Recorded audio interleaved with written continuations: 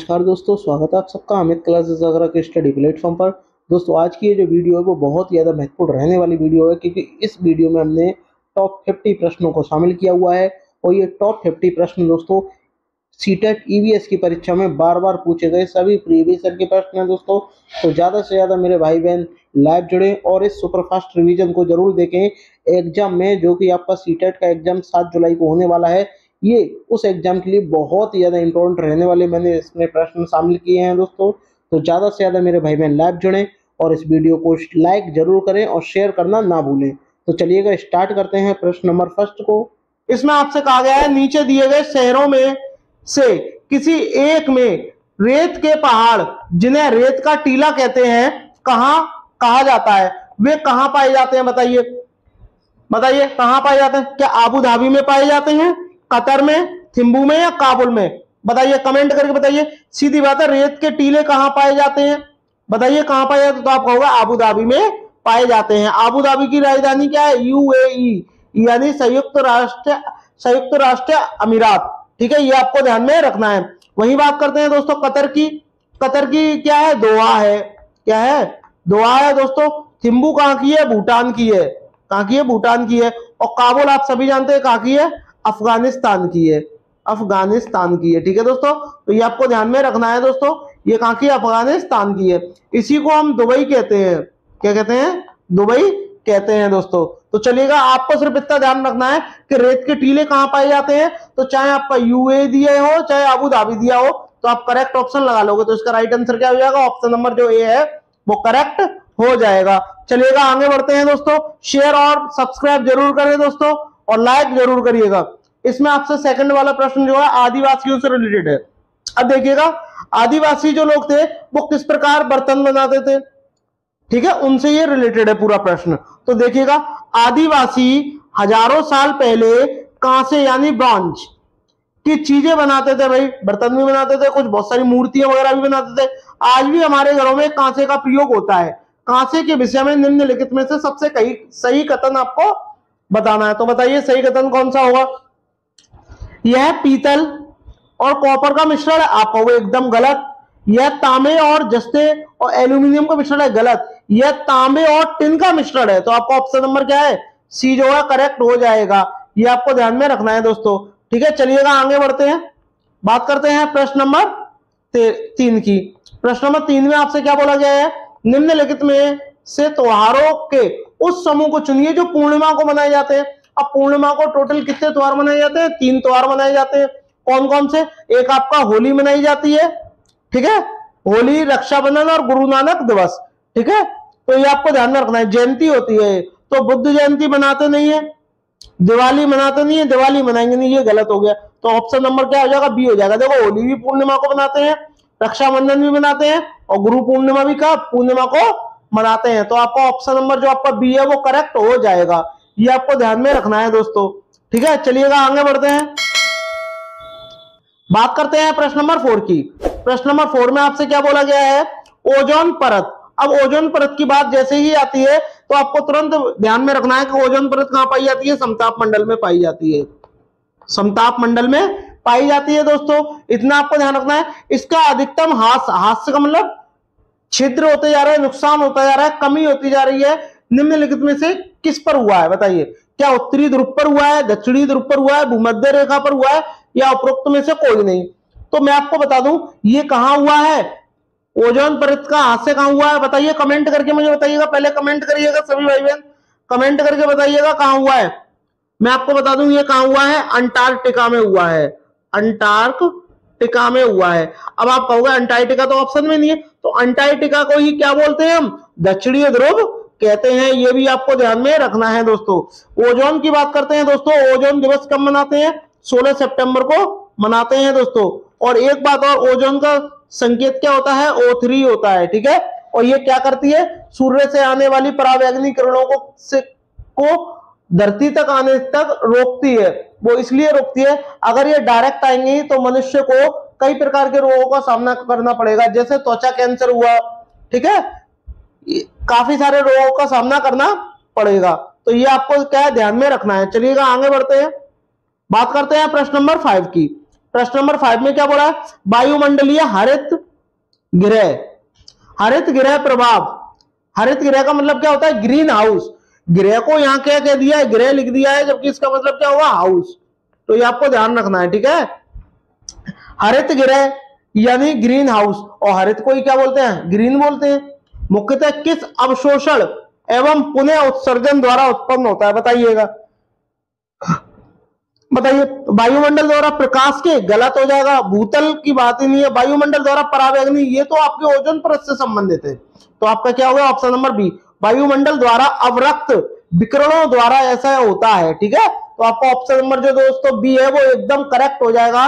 यही जो है 2022 में आया हुआ है सीटेट में, यही 2022 में आया हुआ है, तो आपको इसको ध्यान रखना है। बात करते हैं प्रश्न नंबर 6 की। समाज, समाज की सबसे सूक्ष्मतम इकाई है। सूक्ष्मता का मतलब क्या होता है, छोटी।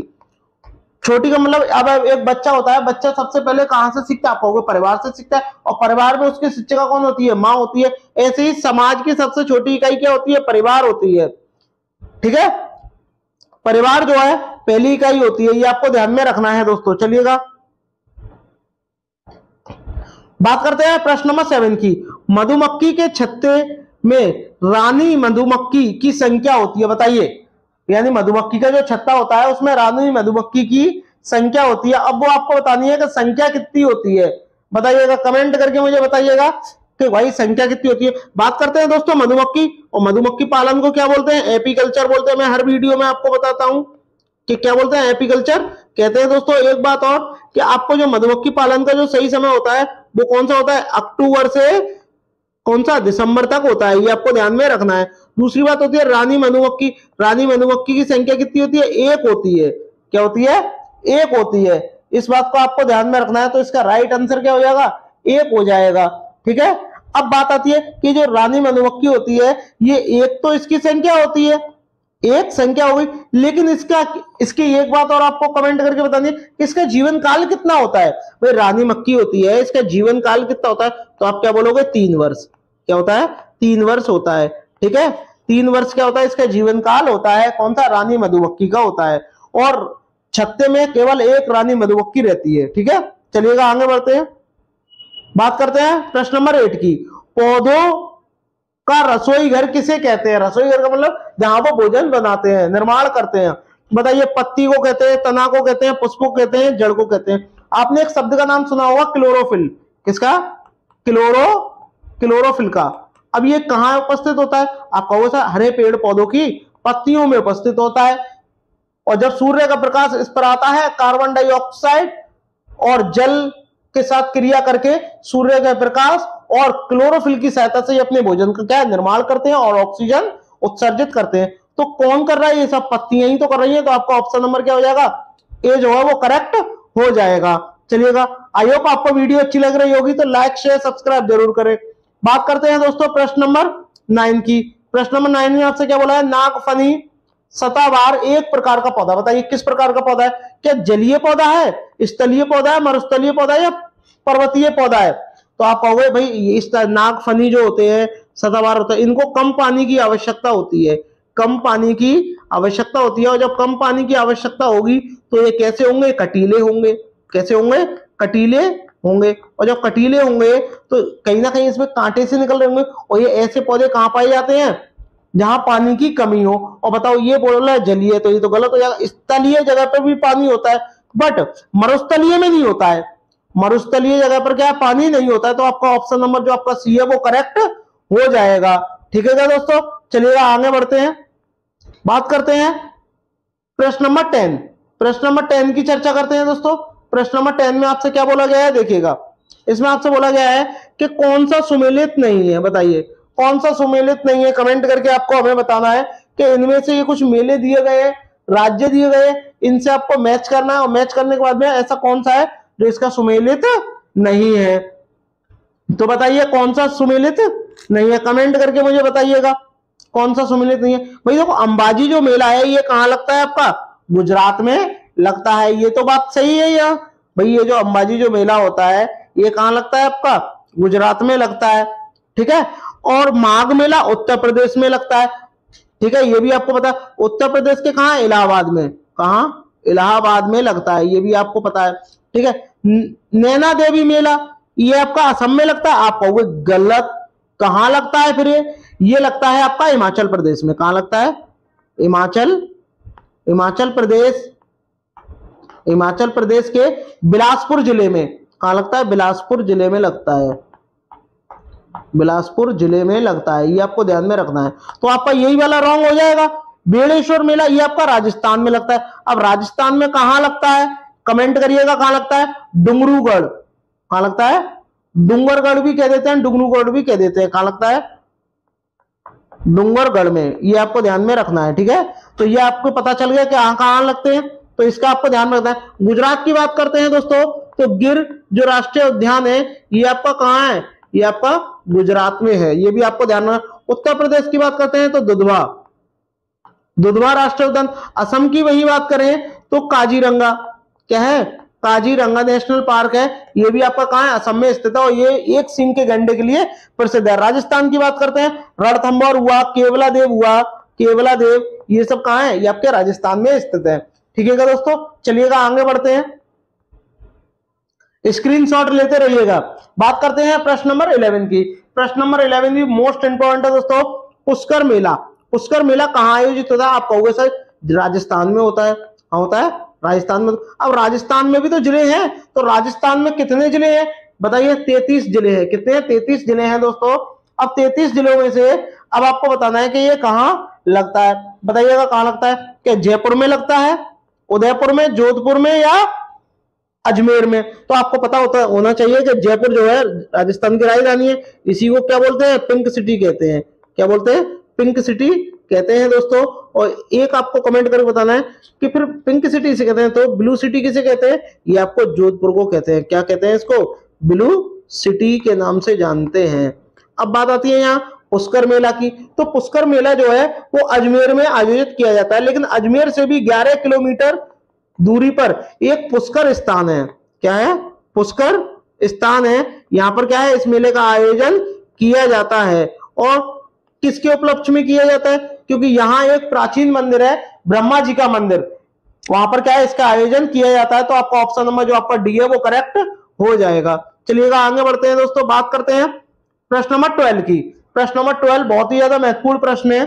देखिएगा, इसमें आपको बताना है, सुमेलित की करना है, हमें सुमेलित करना है। तो आपको कुछ मेले तो आपको पता ही है, जैसे मैंने अभी अभी आपको बताया पुष्कर कहां लगता है, तो आप कह दोगे राजस्थान में। तो बी वाले का कौन सा है? पहला है, और बी का सिर्फ पहला देखो किसी में नहीं है, सी में है। तो अब तुरंत आपने क्या कर दिया? टिक लगा दिया, क्योंकि बी का में सिर्फ पहला देखो, बी वाले में सिर्फ एक का ही दिया गया है इसका।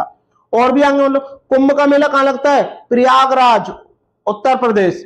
ठीक है, ये आपको ध्यान रखना है। अब आपको पता लगाना है कि सोनपुर का जो मेला है, जो आपका सोनपुर का मेला, ये कहां लगता है? बताइए, सोनपुर का मेला कहां लगता है?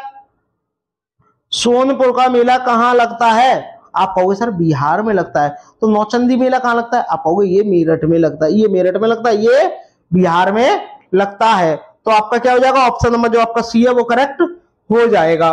ठीक है दोस्तों, आई होप आपको वीडियो अच्छी लग रही होगी, तो लाइक शेयर सब्सक्राइब सभी भाई बहन करें। चलिएगा आगे बढ़ते हैं, बात करते हैं प्रश्न नंबर 13 की। प्रश्न नंबर 13 में हमें इसमें से वो पता लगाना है जो क्या है? सुमेलित नहीं है। अब इसमें से देखो आपका कौन सा सुमेलित नहीं है, और उसी का आपको क्या पता लगाना है। तो बताइएगा, निम्नलिखित में से कौन सा सुमेलित नहीं है? ये मेले दिए गए, इधर राज्य दिया है। कुंभ का मेला आपको पता है यही लगता है।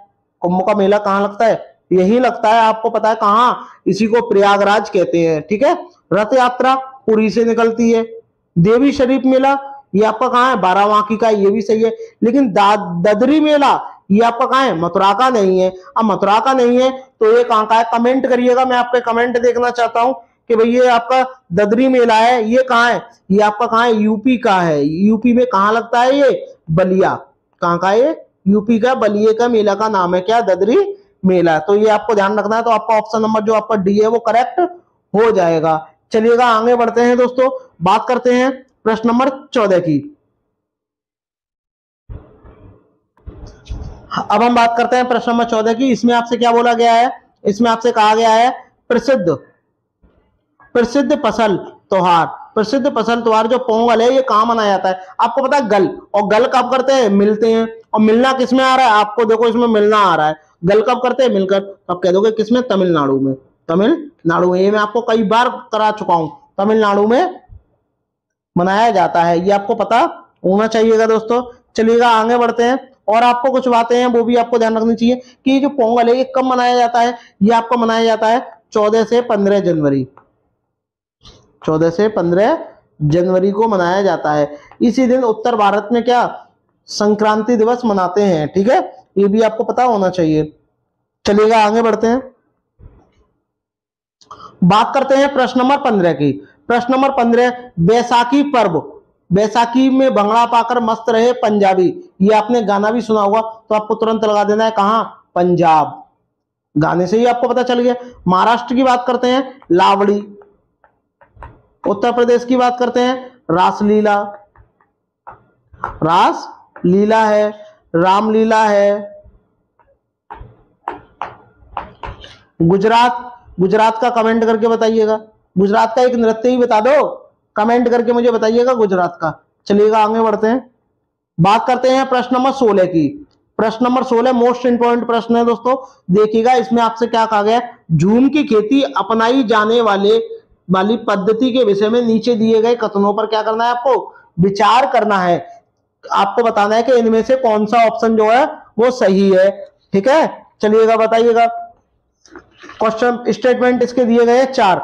इसमें आपसे क्या बोला गया है? देखिएगा इसमें आपसे बोला गया है एक फसल प्राप्त करने को ना काटने के बाद जमीन को कुछ साल तक ऐसे ही छोड़ देते हैं, ये वाली बात तो सही है। तो झूम की खेती में ये वाली बात तो होती है ना कि भाई एक फसल हमने काट ली, प्राप्त कर ली, तो उस जमीन को छोड़ देते हैं कुछ समय के लिए, ठीक है, कुछ समय यानी कुछ साल के लिए। इस जगह में बांस, खरपतवार, जंगल उगाते हैं, ये भी सही है। तो उसको उखाड़कर जला, उखाड़ते नहीं है तो फिर करते क्या है बताइएगा, कमेंट करके बताइए। जब आप उखाड़ोगे नहीं तो इसमें करेंगे क्या? कमेंट करके बताइए। उखाड़ते नहीं है, गिराते हैं। क्या करते हैं? गिराते हैं। तो ये वाला तो गलत हो गया, तो बी वाला क्या हो गया? गलत हो गया। खरपतवार, जंगल आदि को जलाकर प्राप्त राख, खरपतवार को नहीं, बांसों को जलाकर उनकी राख जो है किसके काम आती है? खाद के रूप में काम आती है। तो सी वाला भी क्या हो गया? रॉन्ग हो गया। जब इस जमीन में खेती की बारी आती है तो इसमें बीज छिड़कने से पहले इसे गहरा नहीं जोता जाता, हल्का जोता जाता है, यदि कम जोता जाता है, ठीक है, कम जोता जाता है। तो ये भी क्या हो गया? गलत हो गया। तो आपका एक ही ऑप्शन है, कौन सा? ऑप्शन नंबर ए, यानी केवल ए जो है स्टेटमेंट वो एकदम करेक्ट है। ये आपको पता लगाना है। और ये कहाँ होती खेती है ये भी आपको बताना है। ये पूर्व उत्तर राज्यों में होती है, जैसे आपका नागालैंड है, मेघालय है, मिजोरम है, यहाँ क्या होती है? ये खेती होती है। चलिएगा आगे बढ़ते हैं, बात करते हैं प्रश्न नंबर 17 की। निम्नलिखित में से क्या पेट्रोलियम से प्राप्त नहीं होता? अब हमें ये पता लगाना है कि इनमें से कौन सा जो है पेट्रोल से प्राप्त नहीं होता। देखिए मोम भी पेट्रोल से प्राप्त होता है, ग्रीस भी प्राप्त होता है, डीजल भी प्राप्त होता है, लेकिन जो कोयला ये है ये खानों से प्राप्त होता है, खानों से प्राप्त होता है। और जब खानों से प्राप्त होगा तो ये कहां? पेट्रोल से तो प्राप्त होगा ही नहीं। तो आपका ऑप्शन नंबर जो आपका सी है वो करेक्ट हो जाएगा। चलिएगा बात करते हैं दोस्तों प्रश्न नंबर 18 की। प्रश्न नंबर 18 में आपसे क्या बोला गया है? देखिएगा, हमारे देश के एक जंगल में उस जंगल के लोगों आदिवासियों की तरह खेती करने के लिए जमीन ग्राम सभा पंचायत को ही कहते हैं, एक विशेष यूनिट अथवा इकाई जिसे टिन कहते हैं आवंटित की जाती है। टिन क्या है? टिन वो होता है एक टिन में जितने बीजों को उगाया जाता है या बोया जाता है वही क्या कहलाता है? एक टिन कहलाता है, एक किसान द्वारा। अब पढ़ते हैं हम, यह भूमि की जिसकी बीमा है, ये बीमा की तो कोई बात ही नहीं है, यह भूमि का मात्रक है, ये भूमि का मात्रक नहीं है, ये बीज का मात्रक है। वह भूमि जिस पर कोई किसान एक टिन बीज उत्पन्न नहीं करता, बीज बोता है। तो आपका ऑप्शन नंबर ए हो जाएगा, वह भूमि जिस पर कोई किसान एक टिन बीज बोता है। तो आपका ऑप्शन नंबर जो ए है वो करेक्ट हो जाएगा। कमेंट करके मुझे बताइएगा कि किसान का मित्र किसे कहते हैं, किसान का मित्र किसे कहते हैं। चलिएगा बात करते हैं प्रश्न नंबर 19 की। भारत में किस क्षेत्र में स्थानांतरित खेती, स्थानांतरित का मतलब एक बार खेती करने के बाद उसे छोड़कर दूसरी जगह करना, इसी खेती को दूसरे नाम से भी जानते हैं झूम की खेती। क्या बोलते हैं? झूम की खेती भी कहते हैं दोस्तों। और ये कहाँ होती है देखिएगा, अभी अभी मैंने आपको बताया झुमकी खेती कहाँ होती है, नागालैंड में। नागालैंड में होती है, मिजोरम में होती है, मिजोरम में होती है और मेघालय में होती है। मेघालय में होती है, इन 3 जगह होती है। और ये भारत के कहाँ स्थित है, उत्तर पूर्व में स्थित है। तो दक्षिण तो गलत हो जाएगा, दक्षिण गलत हो गया। और पश्चिम आपका इधर हो गया, तो पश्चिम गुजरात की तरफ हो गया, तो ये वाला ऐसे ही गलत हो गया। तो आप ऐसी टिक लगा सकते हो, ऑप्शन नंबर जो आपका ए है वो करेक्ट हो जाएगा। चलिएगा आगे बढ़ते हैं। अब आपको ये टेबल दी गई है, टेबल में आपको बताना है, स्टेटमेंट का चयन करना है कि कौन सा स्टेटमेंट किससे रिलेटेड है। स्टेथोस्कोप, स्टेथोस्कोप का क्या करते हैं ये भी आपको पता लगाना है, ठीक है। स्टॉप वॉच का क्या करते हैं, थर्मामीटर का क्या करते हैं, और पट्टी का क्या करते हैं। पट्टी का सभी जानते हैं, जब आपके कहीं लग जाए या घाव हो जाए तो उसे ढकने के लिए पट्टी का प्रयोग करते हैं। तो डी वाले का क्या है, पहला। अब डी का पहला सिर्फ एक नहीं है, ऑप्शन नंबर ए में, तो आपने टिक लगा दिया, आगे करने की जरूरत ही नहीं है। थर्मामीटर की बात करें, थर्मामीटर क्या करता है, शरीर का टेम्परेचर मापता है, तो देखो इसका चौथा हो गया। स्टॉप वॉच क्या करता है बताइए, स्टॉप ये क्या करता है, श्वसन की दर रिकॉर्ड करता है। और स्टेथोस्कोप क्या करता है, दिल की धड़कन को जानता है। तो आपका ऑप्शन नंबर जो आपका ए है वो करेक्ट हो जाएगा, ये आपको ध्यान में रखना है दोस्तों। चलिएगा बात करते हैं प्रश्न नंबर 21 की। प्रश्न नंबर 21 में क्या बोला गया है देखिएगा, निम्नलिखित राज्यों के समूह में से किस एक समूह में समुद्री तट अरब सागर पर है। अब आपको पता है अरब सागर किधर स्थित है, तो देखिएगा हम आपको मैप की सहायता से पूरा समझाते हैं। आपको बताना है कि इनमें से कौन से इतने राज्य हैं ये अरब सागर पर स्थित है। चलिएगा आगे बढ़ते हैं। देखिएगा ये आपका दिया गया है। अब आपको ये बताना है कि कौन कौन से राज्य जो हैं अरब सागर में स्थित है और कौन कौन से बंगाल की खाड़ी में स्थित हैं। तो बताइएगा, अगर आपको कमेंट करके अब आपको बताना है कि कमेंट करिएगा सही बच्चे। इसका तो आप लोग कमेंट कर सकते हो, कमेंट करिएगा, कमेंट करिएगा, मैं आपके कमेंट देख रहा हूं, कमेंट करिएगा जल्द से जल्द, कमेंट करिएगा। आपको पता होना चाहिए कि अरब सागर कहाँ है और आपकी बंगाल की खाड़ी। तो इधर जो है आपकी पूर्व में क्या होती है, बंगाल की खाड़ी, बंगाल की खाड़ी। और जबकि बात करें इधर क्या है आपका अरब सागर, और नीचे क्या है आपका हिंद महासागर, ठीक है। अब आपको बताना है, आपसे पूछा अरब सागर में, तो अरब सागर की तरफ पहला कौन सा, गुजरात है, महाराष्ट्र है, गोवा है, कर्नाटक है, केरल है।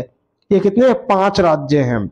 जबकि बात करें इधर की, तो इधर आपके कौन कौन से हैं, उड़ीसा है, आंध्र प्रदेश है और तमिलनाडु है। ये आपको ध्यान में रखना है, ठीक है दोस्तों। चलिएगा अब आपको देखना है कि कौन कौन से अरब सागर की तरफ स्थित है। तो देखिएगा अरब सागर की तरफ कौन कौन से स्थित है, तो देखिएगा अभी आपको ये पता चल जाएगा कि कौन कौन से अरब सागर की तरफ स्थित हैं। तो देखिएगा ये अभी अभी मैंने आपको बताया। तो अरब सागर की तरफ कौन कौन से स्थित है, देखिएगा अरब सागर की तरफ आपका देखो केरल भी स्थित है, ठीक है, कर्नाटक भी है, लेकिन पश्चिम बंगाल नहीं है, सही बात है। देखो उड़ीसा भी नहीं है, तमिलनाडु है, आंध्र प्रदेश नहीं है, आंध्र प्रदेश नहीं है, आंध्र प्रदेश तो इधर स्थित है आपका पूर्व में। कर्नाटक है, केरल है, गुजरात है, और एक और होगा गोवा। क्या है, गोवा, गोवा भी हो सकता है, और गोवा नहीं होगा तो महाराष्ट्र, महाराष्ट्र। ये 5 जो हैं ये कहाँ है, अरब सागर में स्थित हैं। चलिएगा अरब सागर की तरफ स्थित है। बात करते हैं प्रश्न नंबर 22 की। प्रश्न नंबर 22 में क्या बोला है, हमारे देश के मानचित्र में झारखंड कहाँ स्थित है। अब देखिएगा भाई झारखंड की स्थिति देख लो, झारखंड में किस स्थिति देखना है, और इसमें बोला है पश्चिम बंगाल के पूर्व में है, उड़ीसा के ऊपर है, छत्तीसगढ़ के दक्षिण पूर्व में, उत्तर प्रदेश के पश्चिम में। तो भाई इसको भी आप मैप की सहायता से ही करोगे। अब देखो मैप जब हम निकालेंगे तो मैप आपका ये आ गया। अब मैप में आपको क्या बताना है, देखिएगा ये जो आपका झारखंड है, झारखंड कहाँ आपका ये है, ये कहाँ स्थित है। अब ये आपका कहाँ स्थित है आप देखिएगा। अगर बात करते हैं यूपी की, तो उत्तर प्रदेश के कहाँ स्थित है, दक्षिण पूर्व में स्थित है, ठीक है। जबकि और उड़ीसा के कहाँ ऊपर स्थित है, तो इसमें हमसे यही बोला गया है शायद उड़ीसा के ऊपर में, तो उड़ीसा के उत्तर में स्थित है। देखिएगा उड़ीसा के उत्तर में स्थित है, तो ये वाला करेक्ट हो जाएगा। भाई उड़ीसा के कहाँ है, ये उत्तर में स्थित है, और उड़ीसा के जब ये उत्तर में स्थित है तो आप क्या कहोगे, उड़ीसा ऐसे बनाओगे, तो ये आपको उड़ीसा के उत्तर में आ गया झारखंड। तो आप तुरंत टिक लगा दोगे अगर आपको ये पता होगा तो, ठीक। ठीक है क्या दोस्तों? तो चलिएगा आगे बढ़ते हैं। ये आपका कहाँ है, बी वाला का जो है आपका करेक्ट हो जाएगा, उड़ीसा के उत्तर में स्थित है। इस टाइप के प्रश्नों को जितने आप ज्यादा लगाओगे उतना ही आपका और क्लियर होता जाएगा। चलिएगा, होता कुछ नहीं है इसमें। अब बात करते हैं प्रश्न नंबर 23 की, और प्रश्न नंबर 23 में आपसे क्या बोला गया है, भारत में बिहार के सापेक्ष जम्मू कश्मीर और गोवा की स्थिति। अब आपको बताना है भारत में बिहार के सापेक्ष जम्मू कश्मीर की आपको स्थिति बतानी है कि भाई जम्मू कश्मीर जो है वो किधर स्थित है, बताइएगा किधर स्थित है। भाई जम्मू कश्मीर की बात करेंगे, देखिए बिहार जो है, बिहार उत्तर प्रदेश के बगल में स्थित है, ठीक है। बिहार जैसे यहाँ आपका यूपी हो गया और यहाँ आपका क्या हो गया, बिहार हो गया। अभी आपका बिहार हो गया। अब आपको बताना है कि बिहार के सापेक्ष जम्मू कश्मीर की स्थिति कहाँ है। तो ये जम्मू कश्मीर की स्थिति कहाँ होगी, उत्तर में ही होगी। और उत्तर में कहाँ होगी, जब आप ऐसे करोगे, ऐसे करोगे तो उत्तर पश्चिम में होगी। तो उत्तर पश्चिम तो ये तो ठीक है, उत्तर पश्चिम आपका एक ही में दिया है वो सी में, तो आपको आगे करने की जरूरत भी नहीं है। और गोवा की अगर स्थिति देखेंगे तो गोवा की स्थिति कहाँ होगी, गोवा की स्थिति इधर होगी, कहाँ, दक्षिण पश्चिम में। तो इधर आपका दक्षिण पश्चिम आ जाएगा, दक्षिण पश्चिम आ जाएगा। तो आपका ऑप्शन नंबर जो आपका सी है वो करेक्ट हो जाएगा। चलिएगा बात करते हैं प्रश्न नंबर 24 की। प्रश्न नंबर 24 में आपसे में क्या बोला गया, निम्नलिखित में से कौन सा जम्मू कश्मीर के पड़ोसी राज्य है, बताइए। निम्नलिखित में से कौन से जम्मू कश्मीर के पड़ोसी राज्य हैं, बताइएगा कौन कौन है पड़ोसी राज्य। तो भाई बिना मैप की सहायता से आप इसको भी नहीं कर सकते, बिना मैप की सहायता से आप नहीं कर सकते। आपको क्या बताना है, जम्मू कश्मीर के पड़ोसी राज्य। और जम्मू कश्मीर के सिर्फ 2 ही पड़ोसी राज्य हैं, कौन कौन से हैं देखिएगा, एक आपका पंजाब और दूसरा हिमाचल प्रदेश है। पंजाब और हिमाचल प्रदेश, और इनके अलावा और कोई नहीं है, पंजाब और हिमाचल प्रदेश है। तो अब आपको बताना है कि भैया बताइए कौन कौन सा निम्नलिखित में से कौन सा जम्मू कश्मीर के पड़ोसी राज्य हैं। तो उत्तराखंड वाला गलत हो गया, उत्तराखंड वाला गलत हो गया, उत्तर प्रदेश गलत हो गया। Option number C, Himachal Pradesh भी है, पंजाब भी है, ठीक है, ये आपको ध्यान में रखना है। चलिएगा पंजाब की बात करते हैं। पंजाब की राजधानी क्या है, चंडीगढ़, क्या है, चंडीगढ़ है दोस्तों। और आपकी बात करते हैं इसकी, हिमाचल प्रदेश की शिमला है। रोहतांग सुरंग आपकी हिमाचल प्रदेश में है, ठीक है, जिसे अटल टनल भी कहते हैं। बात करते हैं प्रश्न नंबर 25 की। प्रश्न नंबर 25 आपसे क्या बोला है, हमारे देश में निम्नलिखित स्थानों में से ठंडा रेगिस्तान किसे कहते हैं। सब जानते हैं लद्दाख को कहते हैं। सर्वाधिक बारिश कहाँ होती है, आपकी मेघालय में मानेसराम में होती है, ये भी आपको पता रखना है, ठीक है। चलिएगा आगे बढ़ते हैं। बात करते हैं प्रश्न नंबर 26 की। प्रश्न नंबर 26 में बोला है पोचमपल्ली एक गांव है, यह गांव एक विशेष प्रकार के कपड़े की बुनाई के लिए प्रसिद्ध है, इसे ही पोचमपल्ली कहते हैं। यह गांव निम्नलिखित में से किसका भाग है, बताओ, केरल का भाग है, कर्नाटक का है, आंध्र प्रदेश का है या तमिलनाडु का है, बताइए। ये कहाँ का है, आपका आंध्र प्रदेश का है। लेकिन आंध्र प्रदेश में तो है ऑप्शन नंबर में, इसमें दिया गया है ऑप्शन नंबर सी करेक्ट है, बट वर्तमान में ये कहाँ है, तेलंगाना में है, क्योंकि तेलंगाना जो है आंध्र प्रदेश से अलग हो गया है ना, तो तेलंगाना में स्थित है, ये आपको ध्यान में रखना है, ठीक है दोस्तों, ये आपको ध्यान में रखना है, कहाँ स्थित है, तेलंगाना में स्थित है, ठीक है। चलिएगा आगे बढ़ते हैं, बात करते हैं नेक्स्ट प्रश्न की। और जब तक आप इस वीडियो को अच्छी तरीके से देख रहे हैं, अगर आपको पसंद अभी आ रही है तो एक बार लाइक शेयर सब्सक्राइब सभी भाई बहन जरूर करें। चलिएगा आगे बढ़ते हैं, बात करते हैं प्रश्न नंबर 27 की। प्रश्न नंबर 27 भी मोस्ट इंपॉर्टेंट है। भारत में प्रोजेक्ट टाइगर कब आरंभ हुआ, ये आपको अब मुझे कमेंट करके मुझे बताना है कि भैया जो प्रोजेक्ट टाइगर है ये कब प्रारंभ हुआ। तो कमेंट करिएगा भाई, प्रोजेक्ट जो आपका टाइगर है ये कब आरंभ हुआ, बता सकते हो क्या, वर्ष 1972 में, 1973 में, 1981 में, 1985 में, बताइए कब हुआ, बताइए। तो आप कहोगे सर ये आपका हुआ 9 अप्रैल 1973 में। कब हुआ, 9 अप्रैल 1973 में। तो आपका ऑप्शन नंबर जो आपका बी है वो करेक्ट हो जाएगा। ये क्या है, जो टाइगर होते हैं, जो बाघ होते हैं, उन्हें संरक्षण प्रदान करने के लिए बनाया गया है। और बात करते हैं जो आपका टाइगर दिवस है, यानी बाघ दिवस है, बाघ दिवस 20 जुलाई को मनाते हैं, ये आपको ध्यान में रखना है, ठीक है दोस्तों। चलिएगा आगे बढ़ते हैं, बात करते हैं नेक्स्ट प्रश्न की। बात करते हैं प्रश्न नंबर 27, सरिस्का राष्ट्रीय उद्यान कहाँ स्थित है, बताइएगा। जो आपका सरिस्का राष्ट्रीय उद्यान है ये आपका कहाँ स्थित है, कमेंट करके आप मुझे बताइए। क्या आपका पश्चिम बंगाल में स्थित है, गुजरात में स्थित है, राजस्थान में, या आपका मेघालय में, बताइएगा कहाँ स्थित है, बताइएगा कहाँ स्थित है। तो आप कहोगे ये राजस्थान के अलवर जिले में स्थित है, कहाँ, अलवर जिले में स्थित है, ये आपको ध्यान रखना है। गुजरात की बात करते हैं तो गिर आपको ध्यान में रखना। असम की बात करते हैं तो काजीरंगा, क्या है, काजीरंगा जो आपका नेशनल पार्क है, ये आपका कहाँ है, ये आपका असम में स्थित है, और ये एक सींग के गैंडे के लिए प्रसिद्ध है दोस्तों। और मैं आपको बता दूं कि ये जो है ये क्या है, टाइगर रिजर्व क्षेत्र है, यानी सरिस्का राष्ट्रीय उद्यान। इसमें क्या है, इसकी सबसे पहले क्या है, इसको दर्जा कब मिला था, दर्जा कब मिला था टाइगर रिजर्व का, ये आपको बताना है। दर्जा कब मिला था बताइएगा, 1955 में दर्जा मिला था। कब मिला था, 1955 में इसको दर्जा मिला था कि राष्ट्रीय जितने भी रिजर्व क्षेत्र हैं टाइगर रिजर्व क्षेत्र, ठीक है। चलिएगा बात करते हैं प्रश्न नंबर 28 की।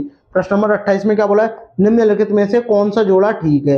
अब इसमें से क्या है, आपको ठीक जोड़ा बताना है, तो बताइएगा कौन सा इसमें से ठीक है, बाकी गलत है।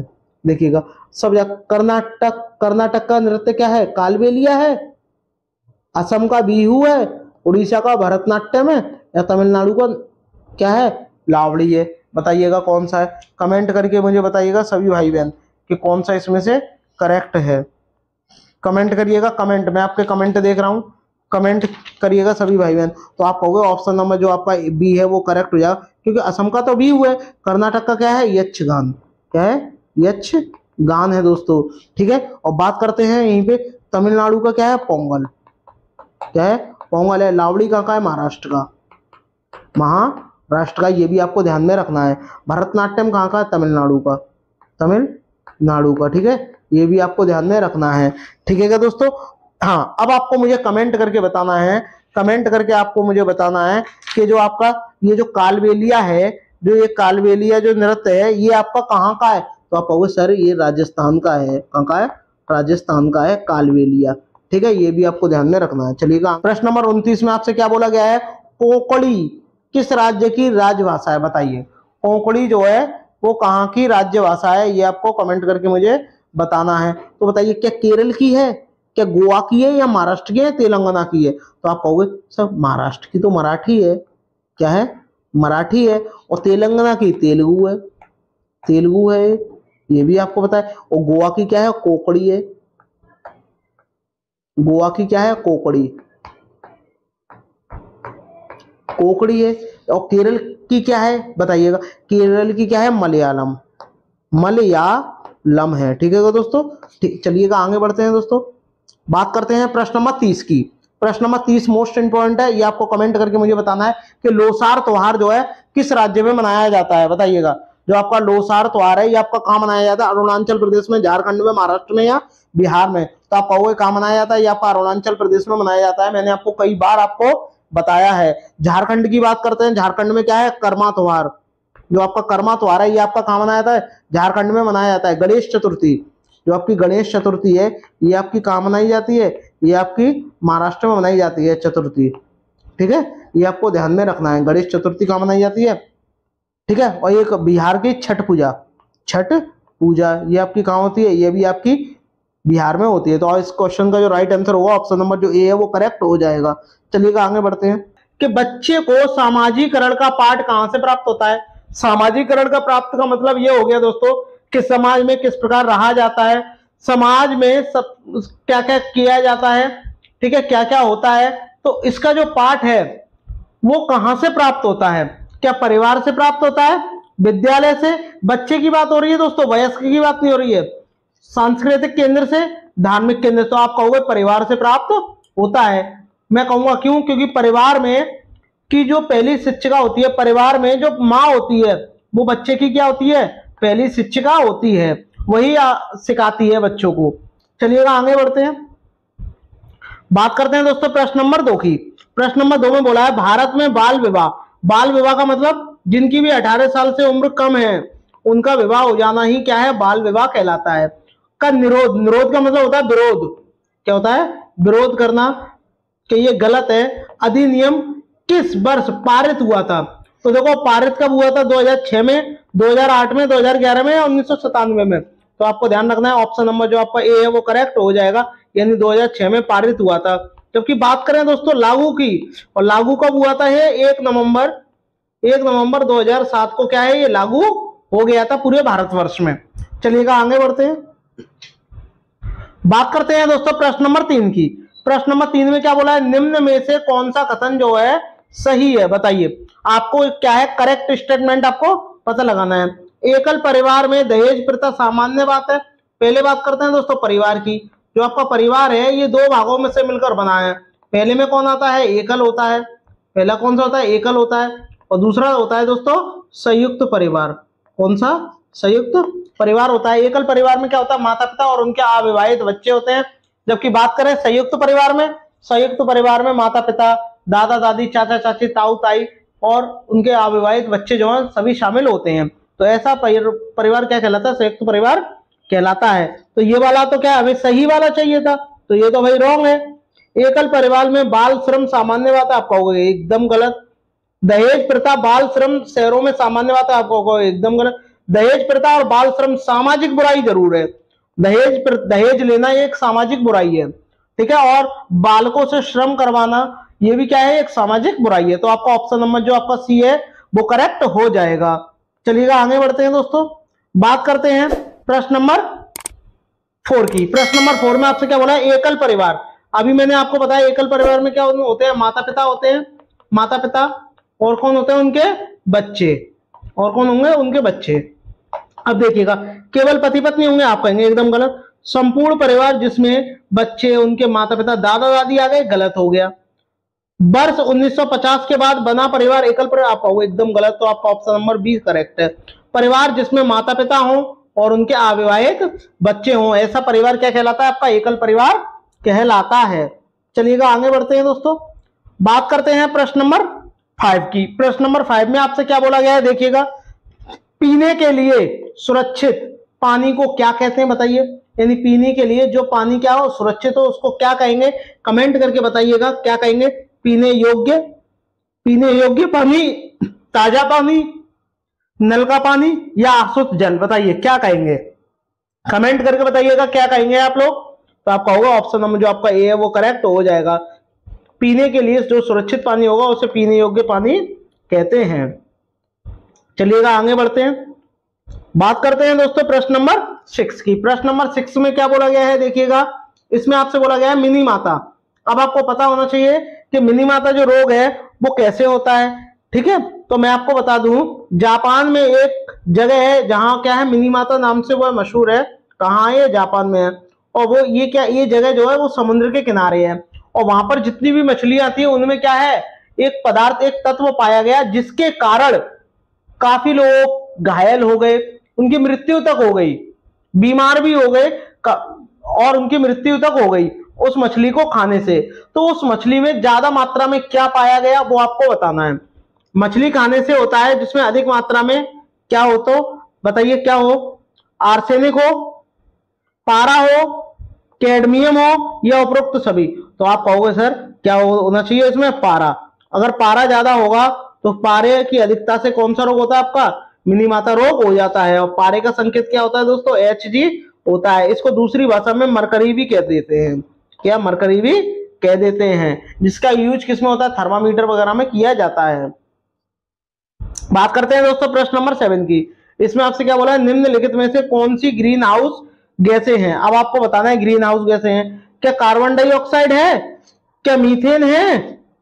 क्या जलवाष्प है? आप कहोगे ये तो तीनों है। जब तीनों दिया गया है तो आप क्या लगा दोगे? उपरोक्त सभी हो जाएगा। अब कार्बन डाइऑक्साइड के साथ और भी होती है, जैसे CFC, क्लोरोफ्लोरोकार्बन, जो कि आपका फ्रिज, एसी में पाई जाती हैं, ठीक है। ये आपको ध्यान रखनी है दोस्तों। N2O भी होती है। ये सब क्या है? आपकी ग्रीन हाउस गैसें हैं। चलिएगा आगे बढ़ते हैं। बात करते हैं दोस्तों प्रश्न नंबर 8 की। प्रश्न नंबर 8 को करने से पहले जितने भी भाई बहन लाइव देख रहे हैं तो एक बार चैनल को लाइक, शेयर, सब्सक्राइब जरूर करें।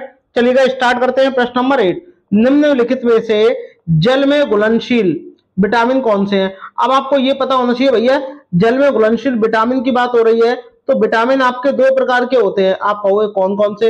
एक आपके जो जल में घुल जाते हैं और एक आपके जो वसा में घुल जाते हैं। अब जल में कौन कौन से घुल जाते हैं? वो आपके बी और सी हैं। और वसा में जो घुलनशील होते हैं वो कौन कौन से हैं? KE, DA।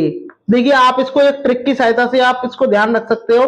जैसे कि आपने यहां लिख दिया गई भैंस पानी में, गई भैंस पानी में।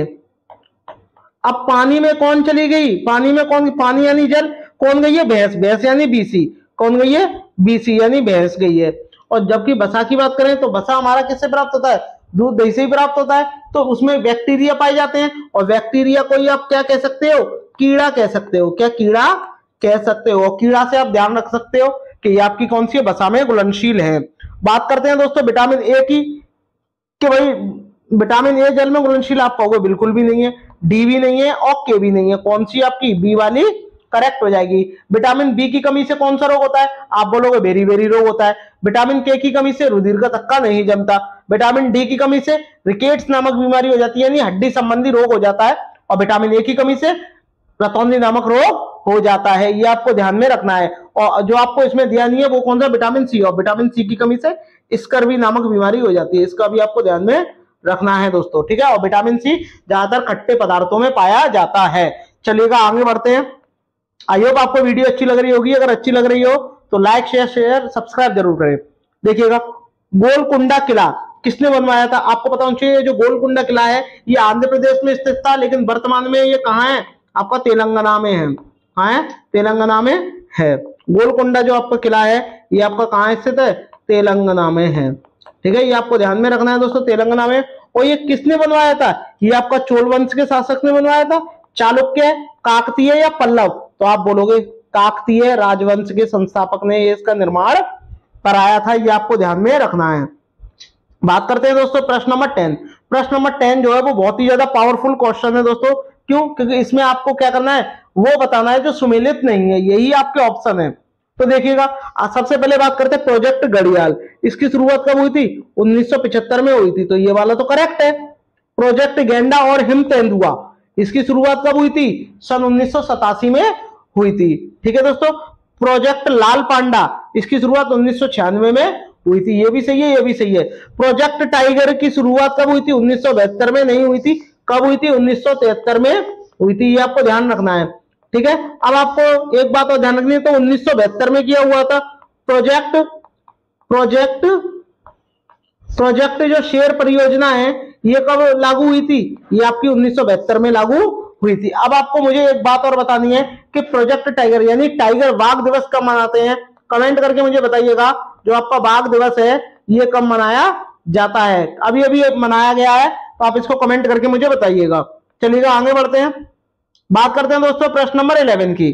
प्रश्न नंबर 11 की बात करते हैं। निम्नलिखित में से कौन सा पक्षी स्वयं के नीड़ का मतलब क्या होता है दोस्तों, घोंसला, क्या होता है, घोंसला होता है, अब निर्माण नहीं करता, यानी स्वयं अपना घोंसला नहीं बनाता। तो आप सभी जानते हैं कौन नहीं बनाता, देखिए कौवा जो है अपना घोंसला खुद बनाता है, ठीक है। चील जो है अपना घोंसला कहां बनाती है, सबसे ऊंचे पेड़ की सबसे ऊंची डाली पर चील घोंसला बनाती है। कोयल जो है अपना घोंसला नहीं बनाती, ये कौवे के घोंसले में अंडे देती है। शुतुरमुर्ग जो होता है दोस्तों अपना घोंसला कहां बनाता है, जमीन में थोड़ा सा गड्ढा करेगा और वहां पर क्या घोंसला बना करके अंडे दे देगा, ठीक है दोस्तों। ये आपको ध्यान में रखना है, जमीन में गड्ढा करके बनाता है। कोयल अपना घोंसला नहीं बनाती, इसलिए क्या हो जाएगा, ऑप्शन नंबर जो आपका सी है वो करेक्ट हो जाएगा। अभी अभी मैंने आपसे पूछा कि बाघ दिवस कब मनाते हैं, ये आपको मनाते हैं 29 जुलाई को। कब मनाते हैं दोस्तों, 29 जुलाई को मनाते हैं। चलिएगा आगे बढ़ते हैं। बात करते हैं दोस्तों प्रश्न नंबर 12 की। प्रश्न नंबर 12 में आपको मैचिंग करनी है, जिसमें से सूची एक आपकी दी गई है, दूसरी सूची भी दी गई है। अब आपको उसी हिसाब से ऑप्शन दिए गए हैं। उसमें आपसे बोला गया है भारत में पारिस्थितिकी तंत्र के जनक कौन है, अपिको आंदोलन के प्रणेता कौन है, हरित क्रांति के जनक कौन है, नर्मदा बचाओ आंदोलन के जनक कौन है। तो आपको एक चीज तो पता होगी दोस्तों, अगर कुछ नहीं पता होगा, हरित क्रांति के जनक कौन है, एम.एस. स्वामीनाथन है।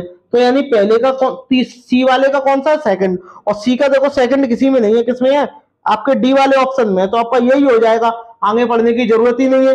लेकिन फिर भी आप और भी ध्यान रखिएगा, और भी मिला लेते हैं। भारत में पारिस्थितिकी के जनक कौन है, आपके प्रोफेसर रामदेव मिश्रा जी हैं, ये आपको ध्यान रखना है।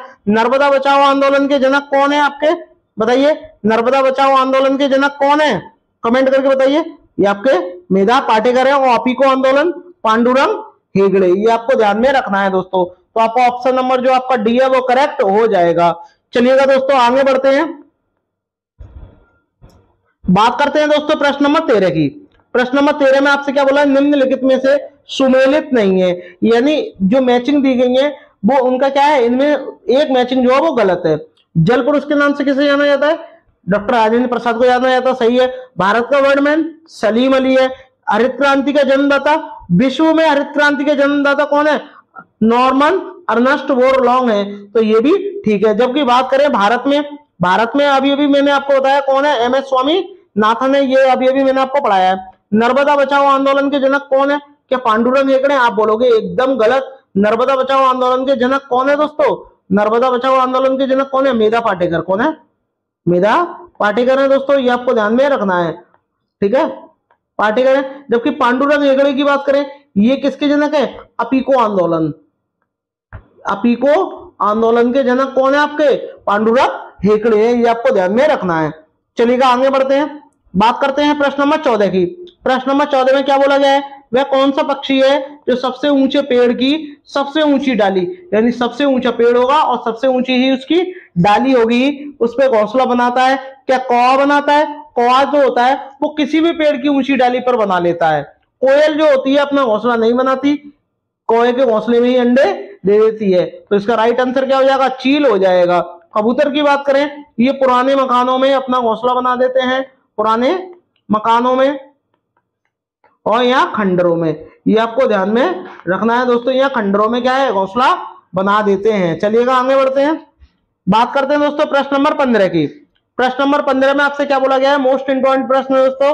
राजस्थान का राज्य पशु कौन है? राजस्थान की बात करते हैं दोस्तों, इसकी राजधानी क्या है? आपकी जयपुर है, ठीक है, और जयपुर को ही क्या बोलते हैं? पिंक सिटी कहते हैं, पिंक सिटी कहते हैं। इसका राज्य पशु कौन सा है? क्या बाघ है? बाघ दिवस कब मनाते हैं? मैंने अभी भी आपको बताया 29 जुलाई को मनाते हैं, ठीक है, ये आपको ध्यान रखना है। और आपको कमेंट करके मुझे बताना है कि विश्व गैंडा दिवस कब मनाते हैं? विश्व गैंडा दिवस जो है वे कब मनाते हैं, ये आप कमेंट करके मुझे बताइएगा। विश्व गैंडा दिवस कब मनाते हैं? क्या गाय है? आप कहोगे सर ये भी गलत है, ये भी गलत है, शेर भी गलत है। कौन सा है आपका? सी वाला करेक्ट हो जाएगा। ऊंट को रेगिस्तान का जहाज भी कहा जाता है, और रेगिस्तान कहाँ है आपका? राजस्थान में है। शेर की बात करते हैं, प्रोजेक्ट शेर योजना कब आई थी? 1972 में आई थी। 1973 में बाघ योजना आई थी, ठीक है, प्रोजेक्ट बाघ योजना आई थी, जिसे प्रोजेक्ट टाइगर के नाम से भी जाना जाता है। बात करते हैं दोस्तों प्रश्न नंबर 16 की। प्रश्न नंबर 16 में आपसे क्या बोला गया है? देखिएगा, अभी भी आपसे मैंने पूछा कि विश्व गैंडा दिवस, जो आपका विश्व गैंडा दिवस है, ये आपका कब मनाया जाता है? तो आप क्या बोलोगे? 22 सितंबर को मनाया जाता है, 22 सितंबर को मनाया जाता है, ये आपको ध्यान में रखना है, ठीक है। चलिएगा आगे बढ़ते हैं। ताजमहल के पीले होने के लिए निम्नलिखित में से कौन जिम्मेदार है? बताइएगा, कौन जिम्मेदार है ताजमहल का पीला होने में? नाइट्रोजन डाइऑक्साइड है, सल्फर डाइऑक्साइड है, क्लोरीन है या सल्फर है? सल्फर की बात करें, इसका संकेत एस होता है। क्लोरीन की बात करें, सीएल होता है, सल्फर डाइऑक्साइड यानी SO2 होता है दोस्तों। और नाइट्रोजन डाइऑक्साइड की बात करें, NO2 होता है। लेकिन इसमें राइट आंसर आपसे पूछा गया है कि ताजमहल का पीला होने का क्या कारण है। अब ताजमहल क्यों पीला होता है? अम्लीय वर्षा के कारण पीला होता है। और अम्लीय वर्षा क्या होती है? जब बारिश होती है तो बारिश के साथ में एक गैस जो है उसके साथ में मिल जाती है, उसका नाम क्या है?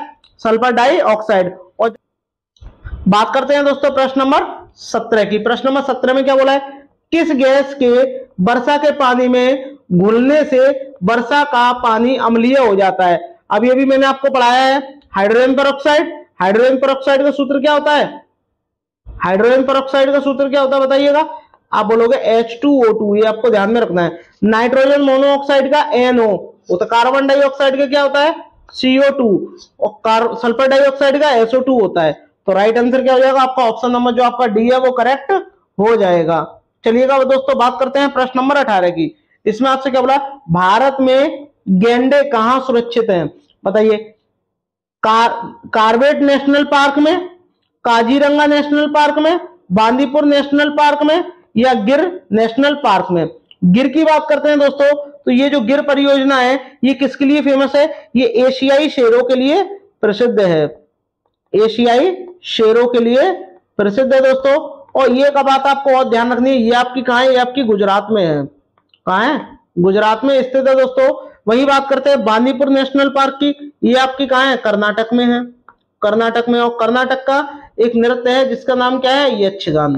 क्या है? यक्षगान है, ये भी आपको ध्यान में रखना है। सीटेट का मोस्ट इंपॉर्टेंट प्रश्न है दोस्तों। बात करते हैं दोस्तों जिम कॉर्बेट नेशनल पार्क की, इसका पुराना नाम क्या है? Heli national park. Heli national park जो है इसका पुराना नाम है दोस्तों, ये भी आपको ध्यान में रखना है दोस्तों। और ये कहां स्थित है? ये आपका उत्तराखंड में स्थित है, उत्तराखंड में स्थित है दोस्तों। और उत्तराखंड में भी कहां पर, नैनीताल जिले में स्थित है।